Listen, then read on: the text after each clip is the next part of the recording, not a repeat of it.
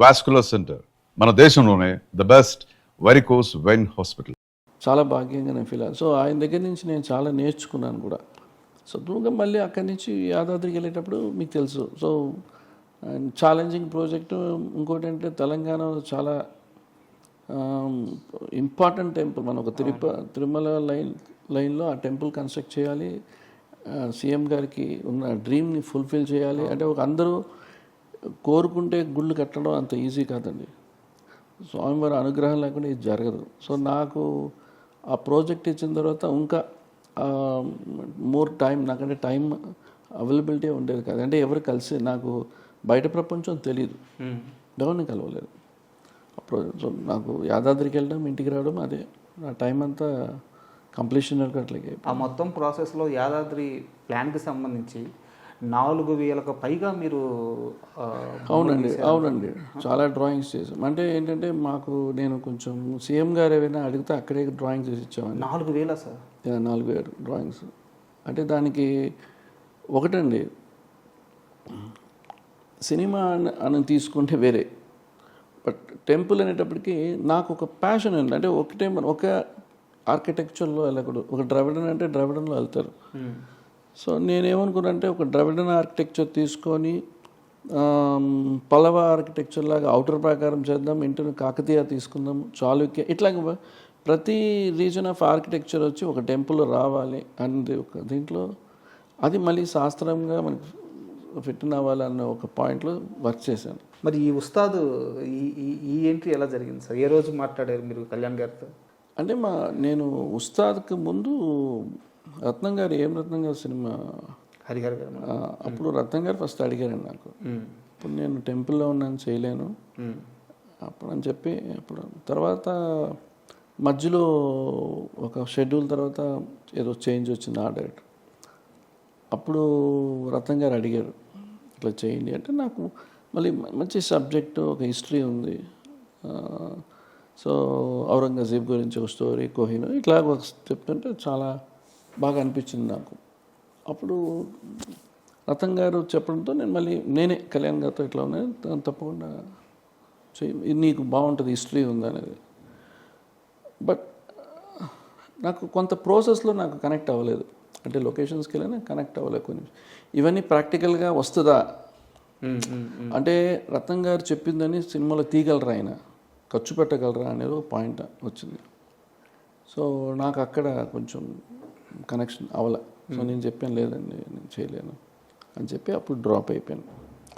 So అది అయిన తర్వాత కళ్యాణ్ గారు చూసి, అయ్యో కరెక్ట్, నీ మైండ్లో ఒకటి ఉంటుంది కదా అంటే, నాకు కొంచెం ఆ జడ్జ్మెంట్ సార్ కళ్యాణ్ గారు చూసి, లేదు నెక్స్ట్ హరిశంకర్కి చేయి, అది బెటర్, ఫుల్ సినిమా చేసేది నీకు ఉంటుంది, మేబీ ఇది of of the way of cinema కదా, సగంలో అంటే సగం కూడా కదా, అప్పుడు 20% అయింది సార్ అన్నప్పుడు, క్రిష్ గారు ఉన్నప్పుడు.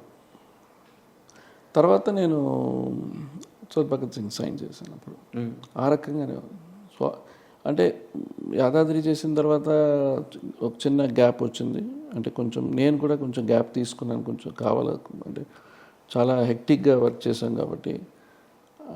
అప్పుడు ఉస్తాద్ భగత్ సింగ్ ఆ టైంలో సైన్ చేశానండి. చేసిన తర్వాత మళ్ళీ ఒక షెడ్యూల్ స్టార్ట్ చేసాము. దాని తర్వాత ఎలక్షన్స్, సార్ మళ్ళీ డిప్యూటీ సీఎం అవుతుంది, అయిపోయిన తర్వాత మళ్ళీ కళ్యాణ్ గారు ఒక 50 days ఇస్తాను, దీనిలో మీరు ఒక సినిమా కంప్లీట్ చేయండి, ఏ టైమింగ్ అనేది రెస్ట్రిక్షన్స్ ఏం లేదన్నారు. అని చెప్పిన తర్వాత నాకేంటంటే, మనం ఆఫ్టర్ లాంగ్ టైం సినిమా చేస్తున్నా, నాకు ఎట్లా ఉంటుందంటే, మనం ఏదో ఇంకా అంటే నేను ఇంకొక స్టైల్ ఆఫ్ వర్కింగ్ చేయాలనేది. అంటే ఇన్ని సంవత్సరాలు మనం ఒకటి చేసాం, ఇండస్ట్రీ లాట్ ఆఫ్ చేంజెస్ వచ్చింది, డెవలప్మెంట్ వచ్చింది, అని మారుతూనే ఉంటుంది. బట్ ప్రొడక్షన్ డిజైనింగ్ అనేది ఒక టెక్నీషియన్ బట్టి ఉంటుంది సార్, డిజైనింగ్ అయినా సరే ఏదైనా. నాకు ఈ సినిమా, నాకు కథ చెప్పిన తర్వాత నేను అనుకున్నా, ఇది అంటే నేను ఎప్పుడు ఒక సినిమా, నా కెరీర్లో ఏ సినిమా స్టోరీ విన్న తర్వాత ఆ సినిమాని ఎంత స్పాన్కి తీసుకెళ్ళాలని ఆలోచిస్తాను.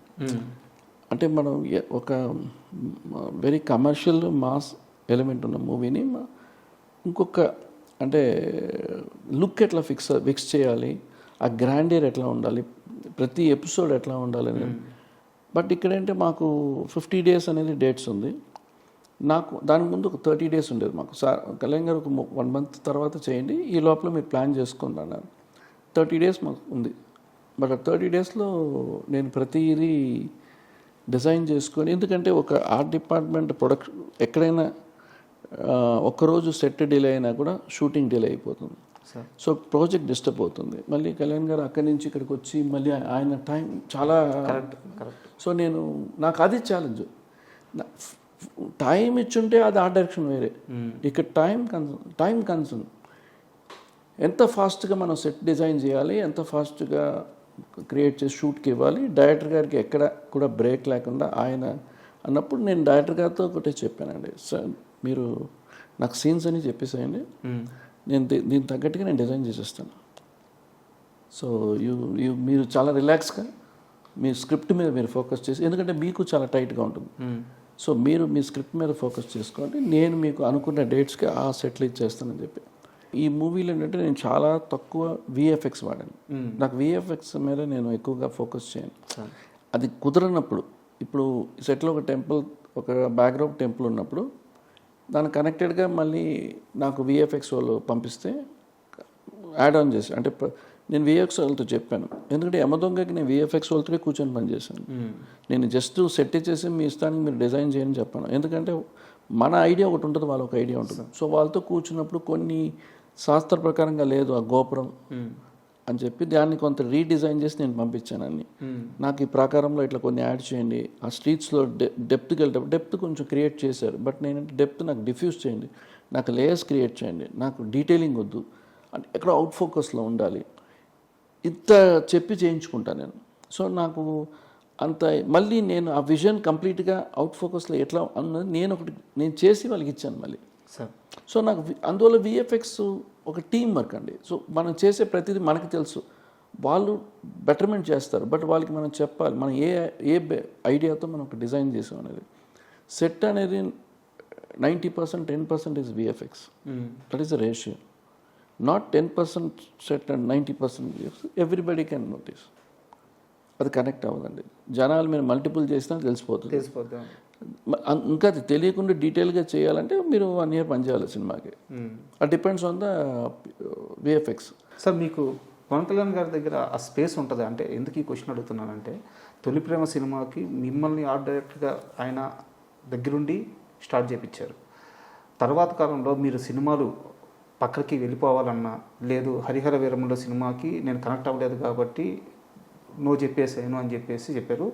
ఉస్తాద్ భగత్ సింగ్కి యాడ్ అయ్యారు.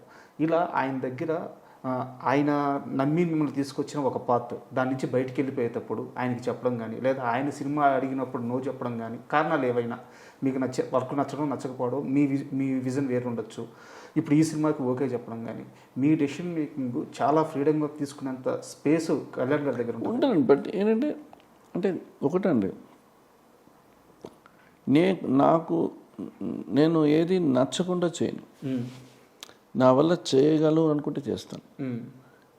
నాకు ఇప్పుడు నేను ఎగ్జాంపుల్ ఒక టైంలో నేను 6-7 సినిమాలు ఒకేసారి చేశాను సార్, పెద్ద హీరోలతో, చిరంజీవి గారితో. బట్ ఆ టైంలో చేసిన పెద్ద మిస్టేక్, నేను మిగతా డైరెక్టర్లకి నేను ఇంపార్టెన్స్ ఇవ్వలేకపోయాను.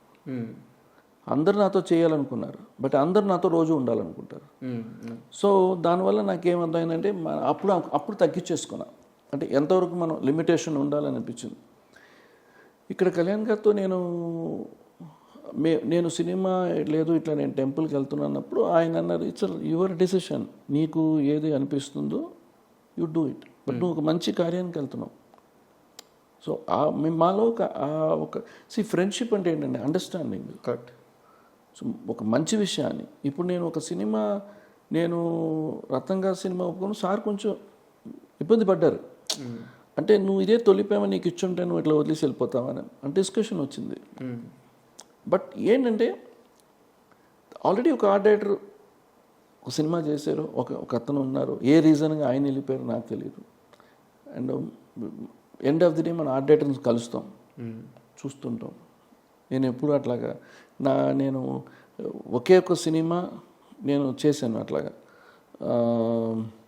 బొమ్మరీల్ సినిమాకి దిల్ రాజు గారి కోసం నేను ఆ హౌస్ సెట్ వేసి ఇచ్చాను. ఓకే. అప్పుడు ఆర్ట్ డైరెక్టర్ పేరు, ఆ సినిమాకి నేను సెట్ వేసి వచ్చాను బొమ్మరీలకి. మధ్యలో యాడ్ అవ్వడం కాదు, యాడ్ అవ్వలేదు, అంటే నన్ను రిక్వెస్ట్కి వేయించారు. మనం కష్టపడినాం సెట్కి ఫుల్గా. ఒక బొమ్మరీలకు ఒక హౌస్ అనేది ఒకటి మనం చేసి ఇచ్చాం.